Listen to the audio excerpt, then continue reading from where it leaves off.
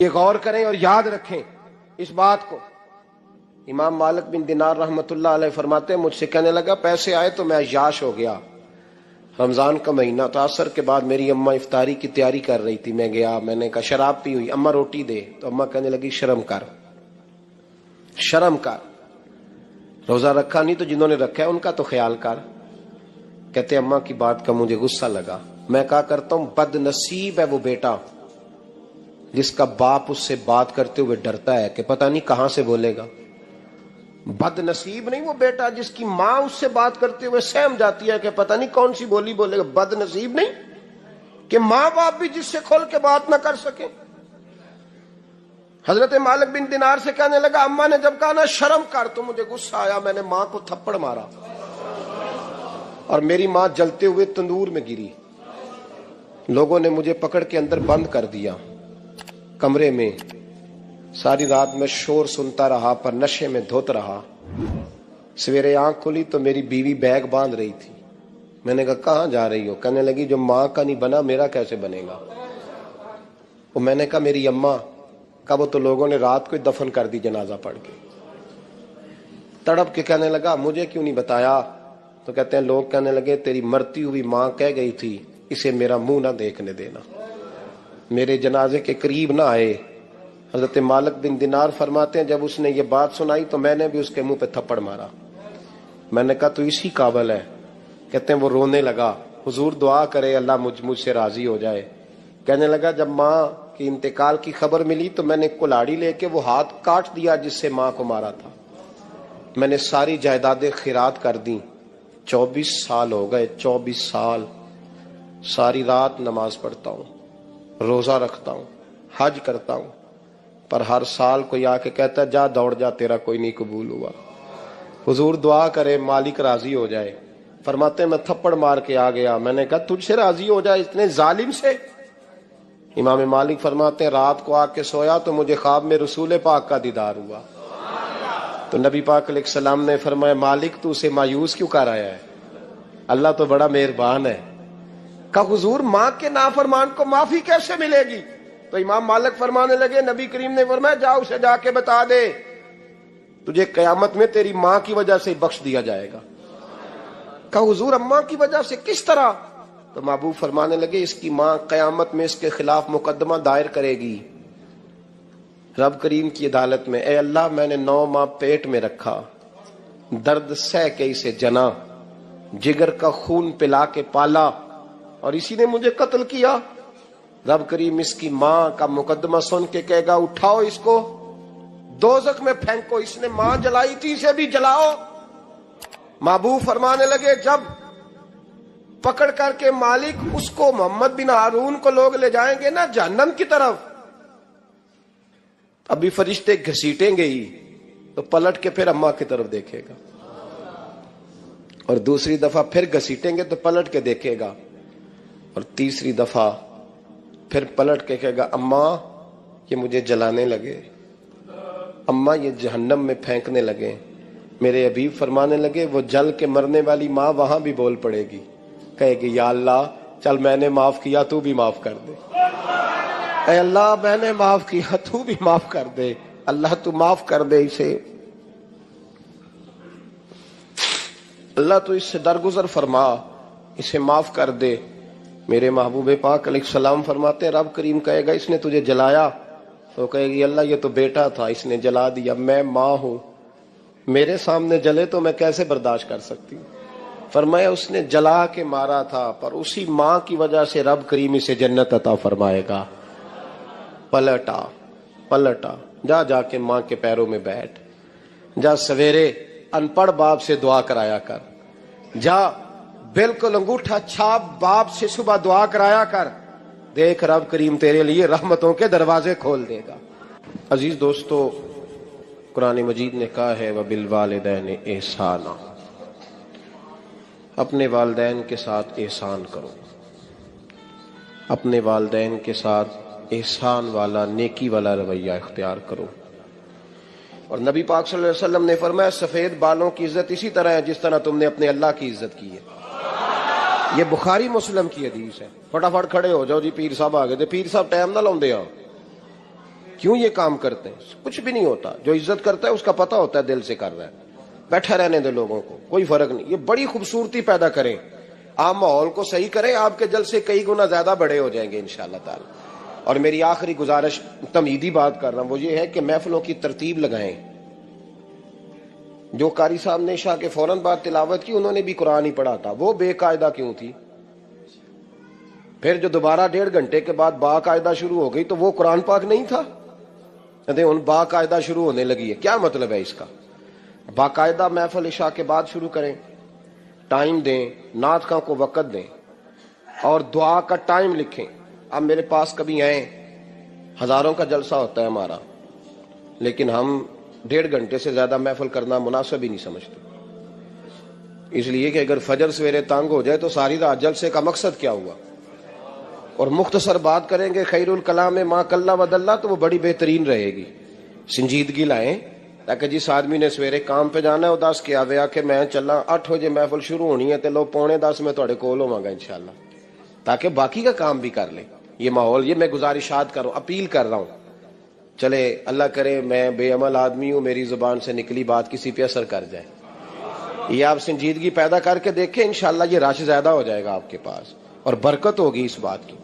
وبالوالدین احسانا، والدین کے ساتھ احسان کرو.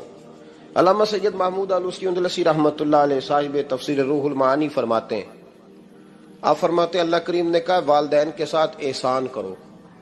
اس کا ترجمہ کیا ہے؟ آپ فرماتے ہیں اس کا مطلب یہ ہے کہ جتنی کوئی بندہ نیکی کرے، اگر اس کے مطابق نیکی کر دی جائے تو وہ بدلہ ہوتی ہے، اور اگر تھوڑی بڑھا کے کی جائے تو وہ احسان ہوتی ہے. فرمایا رب کریم فرماتے ہیں اس طرح کرو، ذرا سوچ لو بچپن سے لے کر آخر تک جہاں تک تم موجود ہو تمہارے ماں باپ نے تمہارے ساتھ کیا کیا ہے. اگر اس سے بڑھا کے کرو گے تو اس کا مطلب ہے تم نے احسان کیا ہے. ماں باپ جو ہوتے ہیں نا، ٹھنڈی چھاؤں، میٹھی زندگی. ماں ان پڑھ بھی ہو نا تو کم از کم یونیورسٹی ہوتی ہے، اور باپ اگر بالکل انگوٹھا چھاپ بھی ہو نا، کسی کالج میں، مدرسے میں، ادارے میں نہ پڑھا ہو، تو بیٹے کے حق میں جن چیزوں کی ضرورت ہوتی ہے وہ ساری اللہ باپ کو عطا کر کے بھیجتا ہے. ماں باپ کو نا کچھ علم لدنی اللہ دیتا ہے کہ بچوں کے لیے کیسے آگے بڑھنا ہے. ماں باپ ایک حسن ہے معاشرے کا. رب تبارک و تعالیٰ کی دیکھیں نا، اللہ اکبر، دنیا میں کسی کی محبت جانچنی ہو نا تو محبت کی تمثیل دی جاتی ہے. وَتِلْكَ الْأَمْثَالُ نَضْرِبُهَا لِلنَّاسِ، اللہ لوگوں کے سمجھنے کے لیے مثالیں بیان فرماتا ہے. اللہ تبارک و تعالیٰ نے جب اپنا آپ سمجھانا چاہا نا، توجہ ہے میری بات پر، جب مالک نے اپنا آپ سمجھانا چاہا تو میرے رب نے ماں باپ کی مثال بیان فرمائی. رب ارحمہما کما ربیانی صغیرا، یا اللہ ان دونوں پہ رحم فرما. اور یہ لفظ رب یہاں 2 معنی میں آیا ہے، علماء بیٹھے. رب کا معنی ہوتا ہے تدریجن پالنا، کہ یا اللہ ان دونوں پہ رحم فرما جنہوں نے مجھے رب بن کے پالا. یعنی مطلب کیا؟ یہاں ربوبیت کا معنی پالنے کے معنی میں، تدریجن پالنا. میرے نبی پاک صلی اللہ علیہ وسلم نے فرمایا اللہ تم سے 70 ماؤں سے زیادہ محبت فرماتا ہے. یہ امام سیوطی نے در منصور میں روایت لکھی ہے. اچھا بھائی، اللہ نے بھی مثال ماں کی بیان فرمائی. فرمایا گھر جا کے اپنی اماں کو دیکھ لو، اماں تم سے کتنا پیار کرتی ہے. بس اس پیار کو تولنا شروع کر تو 70 ماؤں سے بھی زیادہ رب تم سے محبت فرمانے والا ہے. ماں کے سینے میں نا، دیکھیں نا، ایک بچی ہوتی ہے BA، وہ اس نے کر لیا، اس کی اماں روز کہتی ہے بیٹے سویرے اٹھا کر. ساس کے پاس جائے گی تو وہ کہے گی کہ اس کی اماں نے سویرے اٹھنا سکھایا ہی نہیں. اور بیٹی کہتی ہے اماں جدو جاواں گی ویکھی جائے گی. اچھا اس کی شادی ہو گئی، اس کی ساس نے آہستہ آہستہ شکوے شروع کر دیے. خامن سے کہنے لگی تو اس کو اٹھاتا ہی نہیں سویرے. وہ بھی کہتا ہے کمرے میں جا کے اماں شکوا کرتی ہے تو اٹھتی نہیں. اور بچی لاڈلی تھی، وہ نہیں تھی اٹھتی ٹائم پہ. زندگی کے 22 سال 23 سال وہ سویرے نہیں اٹھی، وقت پہ نہیں اٹھی. مثال دے رہا ہوں. پھر اسی بیٹی کو اللہ نے ایک بیٹا عطا کر دیا. صبح 100 آواز اس کی اماں دیتی تھی پر اس کی آنکھ نہیں کھلتی تھی. لیکن اسی بیٹی کا بیٹا سحری کے وقت ہلکا سا روتا ہے. सारी दुनिया सोई है पर अम्मा उसकी फटाफट जागती है, फटाफट जागती है। एक आदमी था तो उसकी बीवी इंतकाल कर गई और उसने तलाक दे दी। 10-11 साल का उसका बेटा था, उसने दूसरी शादी कर ली। एक दिन अपने बेटे से कहने लगा, बेटे वो सगी अम्मा ठीक थी या ये वाली ठीक है? तो बेटा कहने लगा, अब्बा जी ये ठीक है, वो सगी अम्मी झूठ बड़े बोलती थी, सगी अम्मी झूठ बड़े बोलती थी, झूठी थी, ये सच्ची है। उसने कहा, बेवकूफ तेरी माँ झूठी थी? उसने कहा, अब्बा बड़ी। कहा किस तरह? कहने लगा, अब्बा जी मैं ना कभी, आपको पता मैं शरारती हूं, कभी मैं शरारत करता था ना, कोई बर्तन तोड़ देता था तो मेरी सगी अम्मा मुझे थप्पड़ मार के बाहर निकालती थी, कहती थी मैं ताला लगाऊंगी बावर्ची खाने को, तुझे सारी रात रोटी नहीं देनी, तू आज भूखा ही रहेगा, बिल्कुल नहीं देना, सारी रात नहीं देना। बड़े दावे करती थी, कस्में उठाती थी, पर बड़ी झूठी थी। आधा घंटा भी नहीं गुजरता था तो गलियों में मुझे ढूंढने लग जाती थी, ढूंढ के लाती थी, ढूंढ के, और ला के ना तो गलती मेरी होती थी, रोना मेरी अम्मा शुरू कर देती थी, वे ओए मैनू ना सताया कर वे पुत्रा। फिर मेरी मर्जी का खाना मुझे पका के देती थी, मेरी मर्जी का, और फिर मेरी अम्मा मुझे तोहफा भी देती थी। अब्बा जी वो झूठी थी, पहले कह रही थी सारी रात नहीं देना, अब आधा घंटा। ये बड़ी सच्ची है, जवाब भाई है। मैं शरारत करता हूं तो थप्पड़ मार के निकाल देती है, कहती है रोटी नहीं देनी, फिर मैं सारी रात रो के गुजारता हूं पर नहीं देती। ये सच्ची है, वो झूठी थी। तू मां के दर्द को क्या समझे?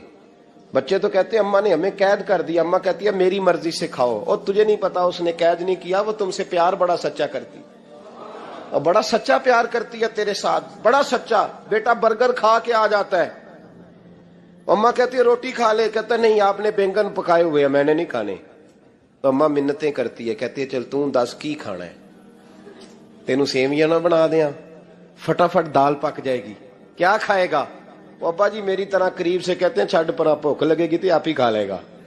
लेकिन अम्मा कहती है इसने रोटी ना खाई तो मुझे नींद नहीं आएगी। तो इस दर्द को समझना, मैं गुलाम हूं एक आस्ताने का, और मैं समझता हूं जो किसी का मुरीद ही नहीं, उस पर तो साया ही नहीं, उसे चाहिए किसी बुजुर्ग का साया हासिल करे। लेकिन भाई ये बात भी बड़ी सच्ची है कि मेरे जैसे पीर के हाथ में 5000 रुपया नजराना दो ना, पीर साहब दुआ करना, तो पीर साहब ने दुआ पक्की याद की हुई है सबके लिए, रट्टी रटाई, अल्लाह खैर करे अल्लाह भला करे, और सबके लिए रट्टा लगाया हुआ है। और अम्मा को बेटा वैसे ही कह जाए, वैसे ही, अम्मा मैं इंटरव्यू देने जा रहा हूं, जरा दुआ करना, वो बीबियां मंगा के दुआए तंजीना पढ़ाना शुरू कर देती है, और सारी सारी रात मुसल्ले पे बैठी। इस दर्द को समझना। और भाई बड़ा वेल ड्रेस बेटा होता है, वेल ड्रेस नौजवान, वो 18,000 का जोड़ा पहनता है, 7,000 का जूता खरीदता है, वो कीमती किस्म की घड़ी इस्तेमाल करता है। लेकिन उसी बच्चे के जब अपने बच्चे होते हैं ना, तो बीबी को कहता है ये ले 10,000 रुपया, बच्चों के कपड़े खरीद ले, मेरे सही है अभी कल ही तो खरीदे थे। और बाप, और तू समझा ही नहीं यार, 30 साल बाप ने जवानी सारी सऊदी अरब को दे दी, लेकिन तेरा ख्याल रखा। मैं ऐसे लोगों को जानता हूं जिन्होंने 30-30 साल परदेश में कंबल नहीं बदला, और जहां गए थे तो एक कंबल खरीदा था फिर बदला नहीं।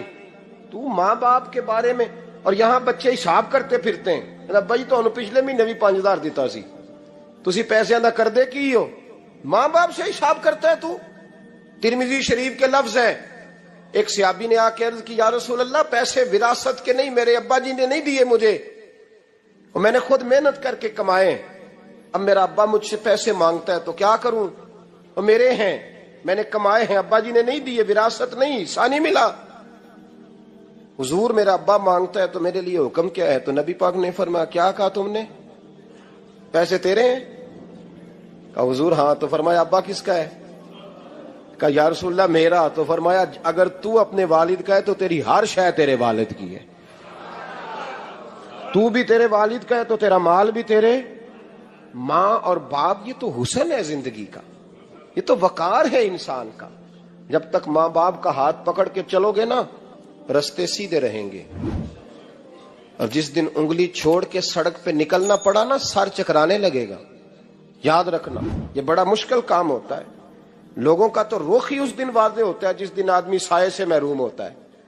اماں تو کمرے میں پڑی ہو نا, اورنگزیب عالمگیر کی ماں فوت ہو گئی, 350 کمرہ تھا محل کا, اور اماں 12 سال ٹانگوں سے معذور رہی اورنگزیب عالمگیر کی. اماں 12 سال کمرے سے نکل نہیں سکی, ساتھ ہی واش روم تھا یا جو بھی اس دور میں طریقہ تھا. اورنگزیب جب محل میں آتے تھے تو پھر بھی سیدھے اماں کے پاس جاتے تھے, اور جب واپس نکلتے تھے پھر بھی اماں کے ساتھ. اورنگزیب کی ماں کا جنازہ اٹھا تو اورنگزیب نے رونا شروع کیا. پھر سالوں بیت گئے پر اس کے آنسو خشک نہیں ہوتے تھے. ایک شخص نے کہا تیری کوئی انوکھی مر گئی ہے, ساری دنیا کی مرتی ہیں. اس نے کہا میں بادشاہ ہوں, 24 گھنٹے لوگوں کا آنا جانا ہے, بڑے دبدبے ہیں, بڑے ڈیرے داریاں ہیں, بڑی بھینسیں, بڑی گائیں, بڑے کھانے والے, بڑے لانگری. میری ماں بوڑھی تھی, ایک کونے میں پڑی رہتی تھی, پر جب سے وہ گئی ہے یہ مجھے محل نہیں لگتا, مجھے قبرستان لگتا ہے. مجھے لگتا ہے یہ قبرستان ہے. ماں اور باپ تو تیری نعمت ہے بھائی. ہم بچے, ہمارے آج کل کے بچوں نے ایک مسئلہ بڑا پکا یاد کر لیا. کہتے مولانا پیر صاحب پسند کی شادی کرنا جائز نہیں. میں کہتا ہوں صاحب اور بھی بڑی چیزیں جائز ہیں, صرف ایک ہی شے جائز رہ گئی ہے. رسول پاک صلی اللہ علیہ وسلم سوائے اللہ کے کسی کے پابند نہیں, کسی کے پابند نہیں.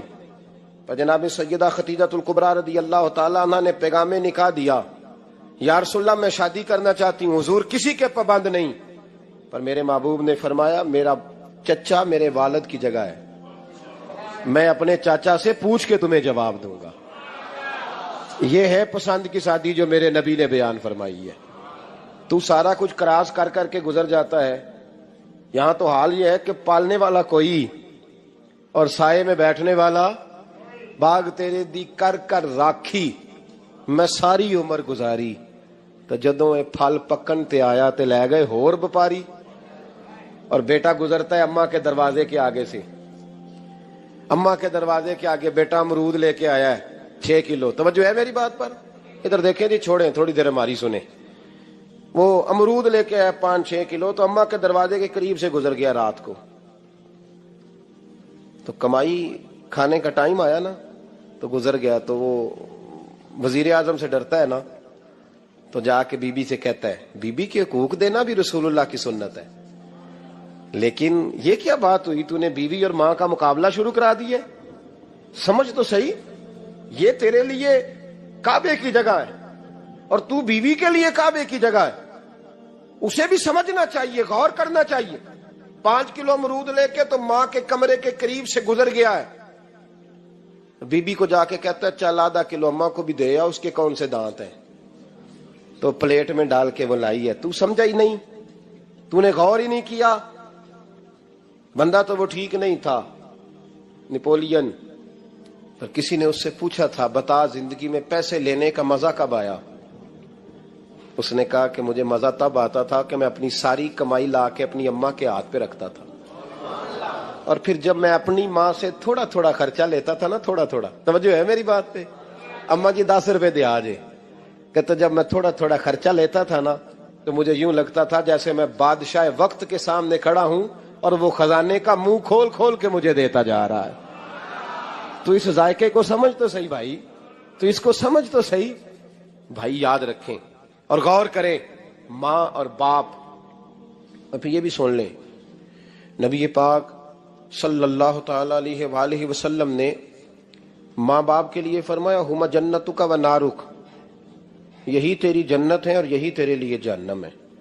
اگر یہ راضی ہو گئے تو تیرے لیے جنت ہے, ناراض ہو گئے تو چاہے تو 100 پیر کے مزار پہ حاضری دے آ, لیکن جب تک ابا راضی نہیں اتنی دیر تک اللہ راضی.